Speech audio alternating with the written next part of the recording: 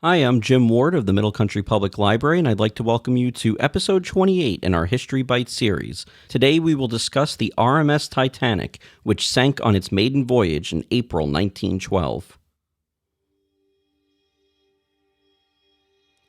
The Titanic was the product of intense competition among rival shipping lines in the first half of the 20th century.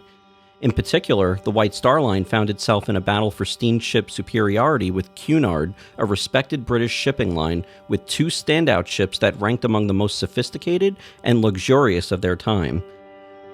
Cunard launched the Mauretania and Lusitania in 1907, setting new records for speed and standards for luxury on steamships.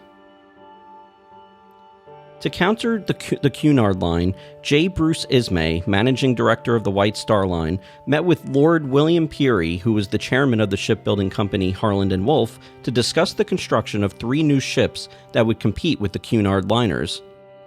They were all to be 882 feet in length and 92.5 feet at their broadest point, making them the largest ships in the world. They would be called the Olympic, the Titanic, and Britannic, which was originally named Gigantic. In March 1909, work began in the massive Harland & Wolff shipyard in Belfast, Ireland on the second of these three ocean liners, Titanic, and continued non-stop for 2 years. The sister ships were largely designed by Thomas Andrews of Harland & Wolff. On May 31, 1911, Titanic's immense hull, the largest movable man-made object in the world at the time, made its way down the slipways and into the River Login in Belfast. More than 100,000 people attended the launching, which took just over a minute and went off without a hitch. The hull was immediately towed to a mammoth fitting-out dock where thousands of workers would spend most of the next year building the ship's decks, constructing her lavish interiors, and installing the 29 giant boilers that would power her two main steam engines. In addition to ornate decorations, the Titanic featured an immense first-class dining saloon, 4 elevators, and a swimming pool. Its second-class accommodations were comparable to first-class features on other ships, and its third-class offerings, although modest, were still noted for their relative comfort. The Titanic was equipped with the latest safety technology, including 16 watertight compartments that included doors which could be closed with hydraulics from the bridge in the event that water was rushing into the hull. Any 2 compartments could be breached, and even 3 or 4 of the first 4 compartments breached would still keep the ship afloat. These Olympic-class ships also featured a double bottom. Should the outer skin of the double bottom be damaged, the inner skin would keep the water from penetrating the ship. However, the ship was equipped with woefully too few lifeboats. The Titanic carried 16 lifeboats and 4 Engelhart collapsible boats, totaling 20 in all. On April 10, 1912, the Titanic set sail on its maiden voyage, traveling from Southampton, England to New York City. Nicknamed the Millionaire's Special, the ship was fittingly captained by Edward J. Smith, who was known as the Millionaire's Captain because of his popularity with wealthy passengers. Indeed, on board there were a number of prominent people, including American businessman Benjamin Guggenheim, British journalist William Thomas Stead, and Macy's department store co-owner Isidore Straus and his wife Ida. In addition, Ismay and Andrews were also traveling on the Titanic. The wealthiest passenger was John Jacob Astor IV, heir to the Astor family fortune, who had made waves a year earlier by marrying 18-year-old Madeline Talmadge Force, a young woman 29 years his junior, shortly after divorcing his first wife.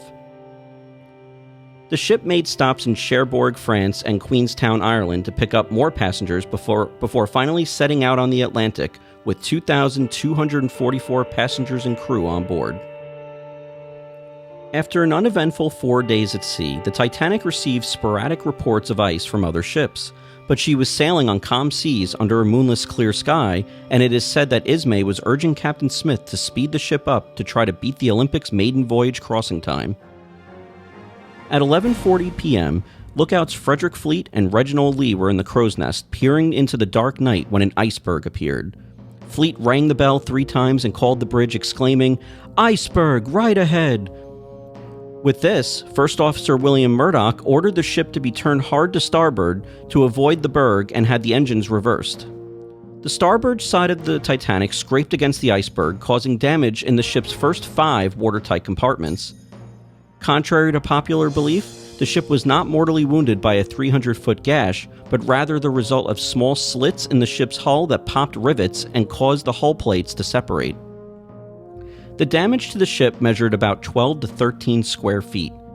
Titanic's designer Thomas Andrews assessed the damage and declared that Titanic would sink. Captain Smith ordered his Marconi wireless operators, Jack Phillips and Harold Bride, to send out distress calls, one of which reached the Carpathia, but it would take 3 hours for the ship to reach the Titanic.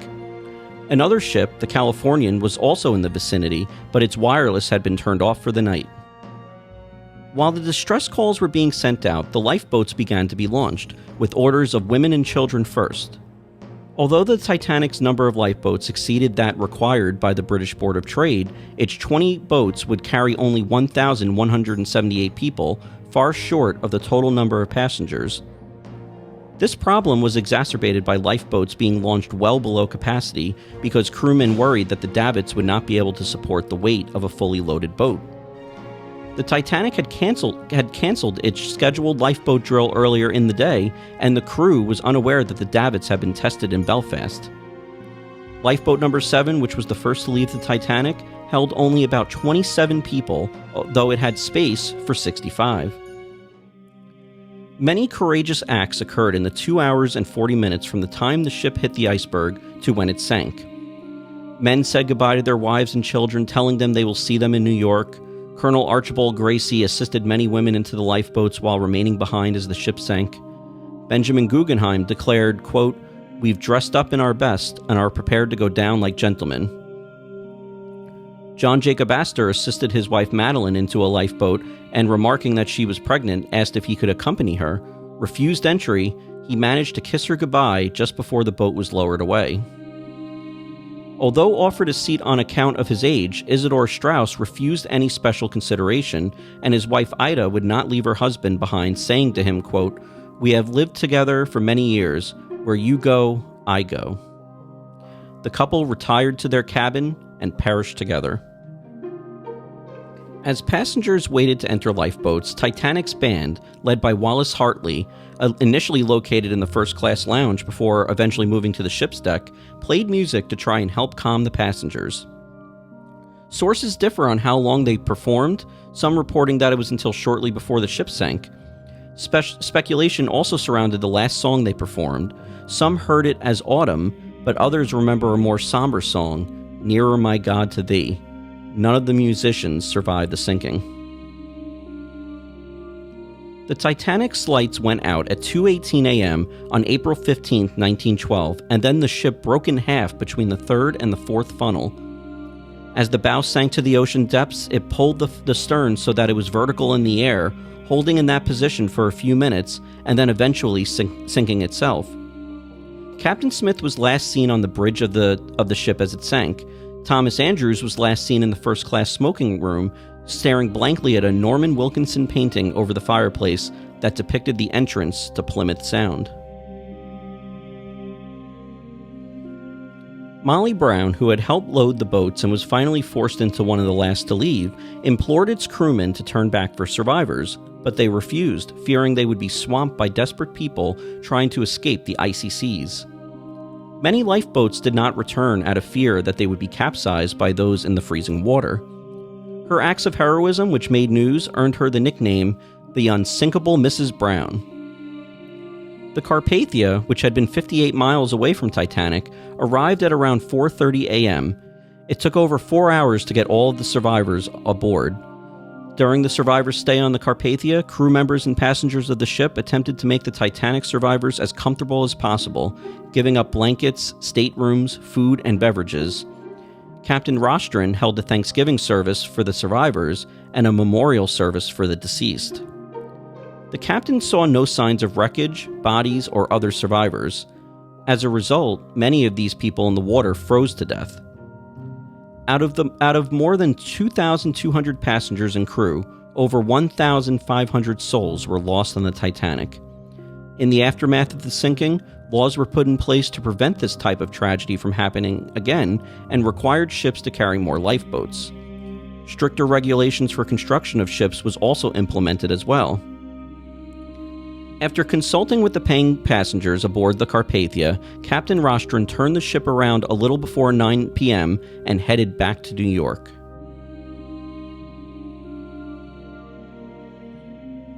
Several expeditions had tried and failed to discover the final resting place of the Titanic in the North Atlantic.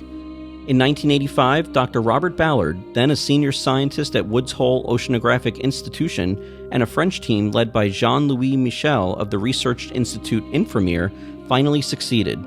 The U.S. Navy had secretly commissioned Ballard to locate 2 Cold War-era nuclear submarines that had sunk in the North Atlantic decades before, and Ballard agreed to help as long as he could use its technology to search for the Titanic in the same area. The team was aboard Woodhull's research vessel Nore, using a remote-operated vehicle, or ROV, to survey the deep sea. Instead of trying to locate the ship itself in a huge search area, the team concentrated on finding the Titanic's large debris field. As the engineers piloted the ROV, its camera transmitted pictures to the research vessel. On September 1st, 1985, an image of the Titanic's boilers slowly came into view, the first time in 73 years that people had seen the ship. It lies 2.5 miles below the ocean's surface, 400 miles off the coast of Newfoundland. Its stern and bow are separated from each other by almost half a mile, with a large debris field in between. Pop culture is saturated with movies and books about the sinking of the Titanic. James Cameron's 1997 film Titanic won 11 Oscars at the 1998 Academy Awards and significantly increased interest in the ill-fated ship. There was a Broadway play as well in the late 1990s. RMS Titanic Incorporated has recovered many objects from the wreck and debris field and created traveling exhibits that allow history to come alive for generations to come. Scientists, historians, and others have also dived to the Titanic to see the ship and its condition 109 years later. Scientists believe that bacteria will eventually eat away at the steel hull of the wreck and cause the wreck to collapse, making it unrecognizable, but the ship and the tragedy will remain in the public imagination for years to come. Future generations will learn about the tragedy, but also the courageous acts from that fateful night that make the story of Titanic so impossible to forget. Thank you for joining us for today's episode. If you enjoyed it, click like, and if you watched on YouTube, hit subscribe. Thanks so much, and we'll see you all next time.